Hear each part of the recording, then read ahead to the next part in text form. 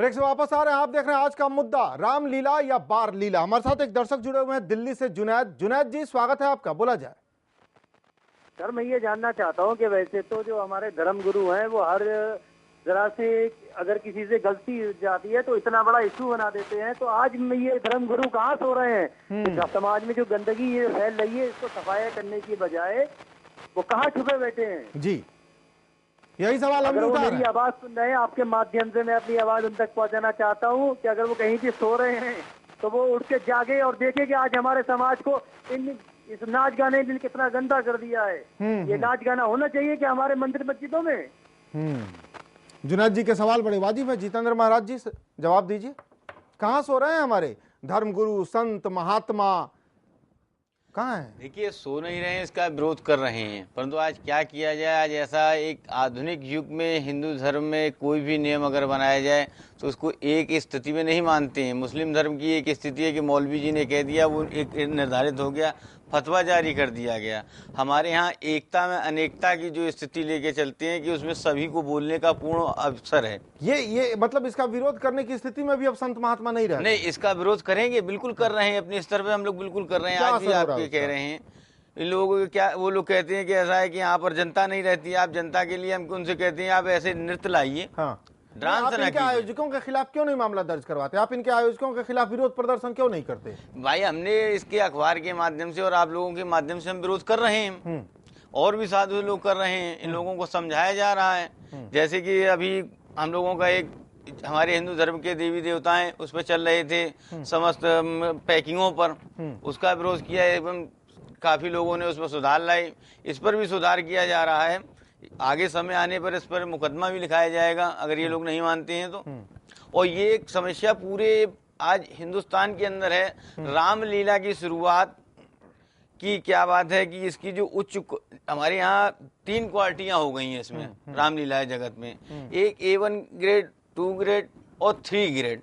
3 grade के पास में कोई कलाकार आदि है नहीं, वो लोग सिर्फ एक डांस और इनके ही द्वारा वो करते हैं। मैं यहाँ से आयोजकों से भी अनुरोध करता हूँ कि आप जब लीला करा रहे हैं तो अच्छी लीला कराइए, जनता के बीच में एक संदेश दीजिए, ना कि आप ये जो 3rd क्लास की रामलीला करा के जनता से चंदा लेकर उस चंदे को बीच में कुछ सफाया करके और छोटे से बजट में आप रामलीला प्रस्तुत कर रहे हैं। ये आपकी रामलीला सोसाइटी नहीं। एक बात बताइए सर, बाबाओं का काम क्या है? बस मंदिरों में बैठ के चढ़ावे की गिनती करना, या बाबाओं का काम है समाज में जाके कुछ अच्छे संदेश देना? हमारा काम है समाज के अंदर जाके संदेश देना। आप इन मोहल्लों में क्यों नहीं पहुंचते हैं जहाँ ये गंदगी है? वहाँ के लोगों को समझाने क्यों नहीं आते हैं कि ऐसे आयोजकों को चंदे मत दो, अपने मोहल्ले में ऐसे आयोजन मत करवाओ, ये धर्म के विरुद्ध है, धर्म के खिलाफ है? ये करने आप क्यों नहीं आते हैं कि आप लोग सिर्फ मंदिरों में बैठे रहते हैं? नहीं भैया, इसके लिए जाते हैं, कहते हैं, जिनमें कि आप देखिए कई जगहों पर सुधार भी है। अब अपने परेड ग्राउंड में देखिए अश्लील नृत्य नहीं होता बिल्कुल भी। अपने यहाँ पर चंडिका देवी में भी रामलीला हो रही है, अश्लील नृत्य नहीं हो रहा। ऐसी कई लीला जगह हैं जहाँ पर कि अश्लील नृत्य का बहिष्कार है। ये कुछ छुटभइये लोग हैं, ऐसा कर रहे हैं, इनको बार बार रोका जा रहा है और इनसे उम्मीद करते हैं कि ये लोग रुक जाएं, अन्यथा इनके खिलाफ में कानूनी कार्रवाई भी हम लोग करेंगे। इन्हें आप मानते हैं कि धर्म के खिलाफ लोग हैं? इनकी ये पूरी रामलीला जो है रासलीला है, पैसे की ठगी है, लोगों से धोखा है हिंदू धर्म को? हाँ, ये हिंदू धर्म का अपमान है, जनता का साथ में धोखा किया जा रहा है, रामलीला की जगह पर अश्लील साहित्य परोसा जा रहा है। ये धार्मिक अपमान है, इससे ये धर्म का अपमान हो रहा है, ये धर्म का मान नहीं हो रहा है। इसमें जो है ये लोग आयोजक लोग माने, अन्यथा इनके साथ में सख्त भी व्यवहार लाया जाएगा। अभिनंदन कुमार जी, हम सवाल उठा रहे हैं अब साधु संत महंतों पर। ये संत महंत अपने मठों में बैठे होते हैं, ये क्यों नहीं इन गलियों में पहुंचते हैं? ये क्यों नहीं समाज के लोगों से जुड़ते हैं? क्यों नहीं आते हैं कहने कि इनका विरोध करो, इनको चंदे मत दो, इनका आयोजन मत होने दो, धर्म को बचाओ? नहीं, आप संतों, सो कॉल्ड संतों और महंतों से कुछ ज्यादा ही उम्मीद कर रहे हैं जी। अब वैसे संत और महंत देखिए रह नहीं गए हैं।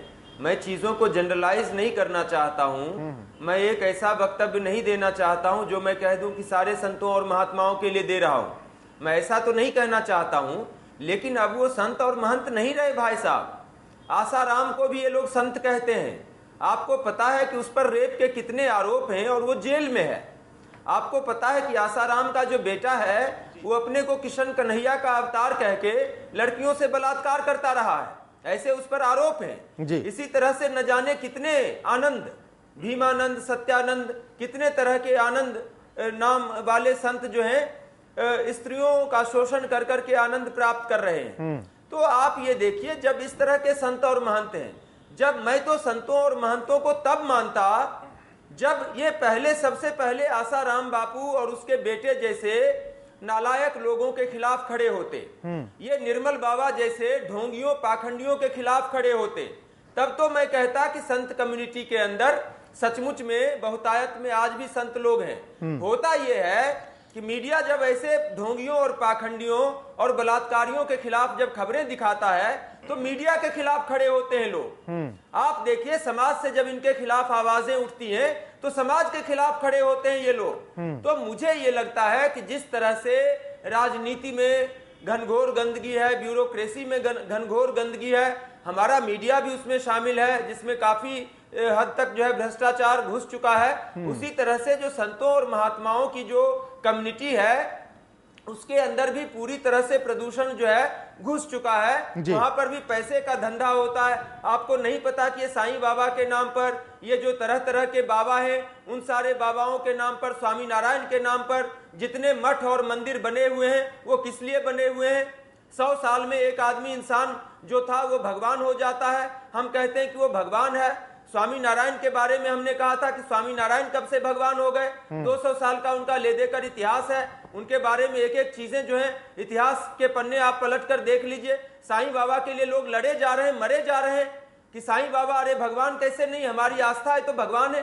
तो आस्था के नाम पर जब इस तरह का अंधविश्वास होगा तो भारपालाओं के प्रति भी किसी की आस्था हो सकती है। संतों महात्माओं की कम्युनिटी जब खुद रेप जैसे व्यभिचार में शामिल होगी, जब वो खुद ब्रह्मचर्य का पालन नहीं करेंगे, तो आप उनसे क्या उम्मीद करते हैं? दूसरी बात मैं कहना चाहता हूं कि देखिए, महात्मा कबीर दास ने कहा था कि मंदिर तोड़ो, मस्जिद तोड़ो, यह सब खेल मजे का है, पर किसी का दिल मत तोड़ो, यह तो वास खुदा का है।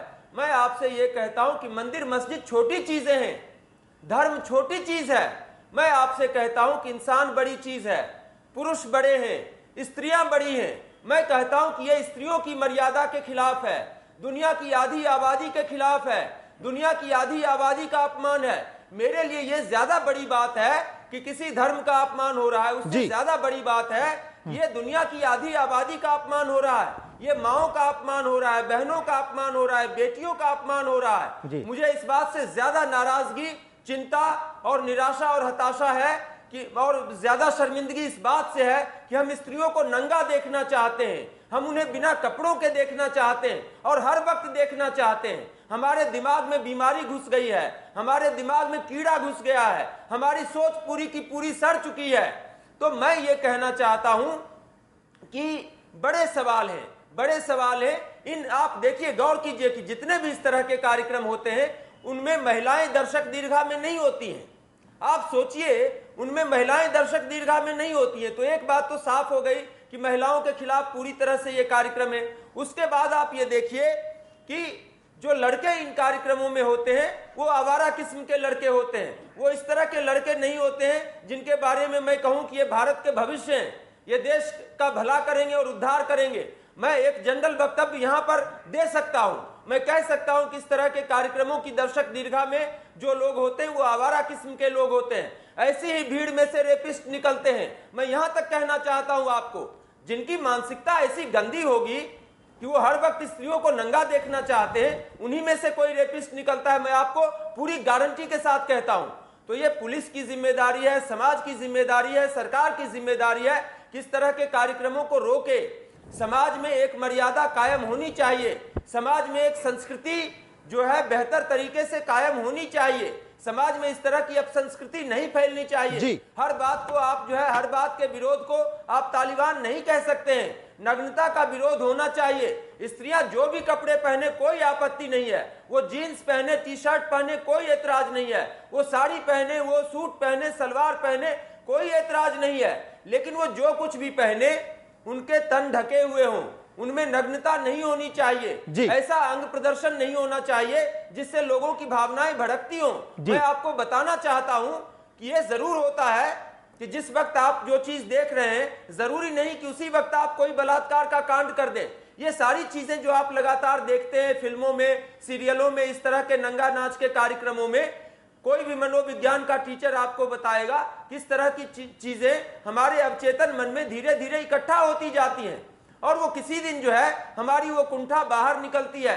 सड़कों पर छोटी सी मासूम बच्चियों के खिलाफ, किसी बूढ़ी महिला के खिलाफ, किसी लाचार बेबस महिला के खिलाफ। तो मुझे लगता है कि एक तरफ हम स्त्रियों पर अत्याचार रोकना चाहते हैं, दूसरी तरफ इस तरह की नग्नता को हम रोक नहीं रहे, चाहे वो फिल्मों हो, सीरियलों का मामला हो, विज्ञापनों का मामला हो, इस तरह के नंगा नाच के कार्यक्रम हो।